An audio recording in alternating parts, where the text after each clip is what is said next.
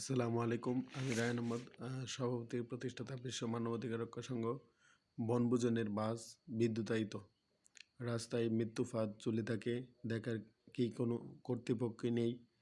গাজীপুরের শ্রীপুরে বনভোজনে যাওয়ার পথে Islamic university of technology IUT শিক্ষার্থীদের বাসে বিদ্যুতায়িত মারা যাওয়ার ঘটনায় শোকে বিহ্বল মোফতাসিন রহমানের মাহিন পরিবার। তার বাবা ইমতিয়াজুর রহমান লাশ আনতে গেছেন।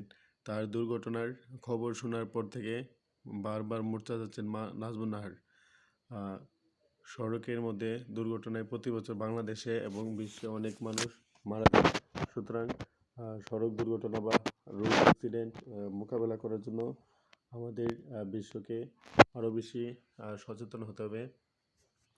সড়ক দুর্ঘটনা রোধ করার জন্য বিশেষ করে television, newspaper, social media, Facebook, Twitter, Instagram, WhatsApp, imo, messenger, ভাইবারে যাতে সোশ্যাল অ্যাওয়ারনেস বা সামাজিক সচেতনতামূলক যেই পদক্ষেপ আছে সেগুলো বেশি নেওয়া হয়। সেজন্য আমাদেরকে ঐক্যবদ্ধভাবে কাজ করতে হবে। জাতিসংঘের ইউনাইটেড নেশনস অর্গানাইজেশনের জেনারেল অ্যাসেম্বলিতে সড়ক দুর্ঘটনার যে বিষয়গুলো আছে সেগুলোকে আরও বেশি গুরুত্ব দিয়ে এবং প্রায়োরিটি লিস্টে ফার্স্টের মধ্যে রাখার জন্য আহ্বান জানাই।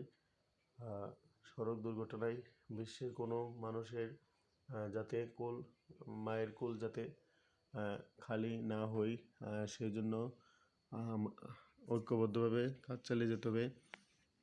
বিশ্বের সকল জীব, সকল প্রাণী এবং মানুষের মৌলিক মানবাধিকার নিশ্চিত করার জন্য কাজ চালিয়ে যাব ইনশাল্লাহ।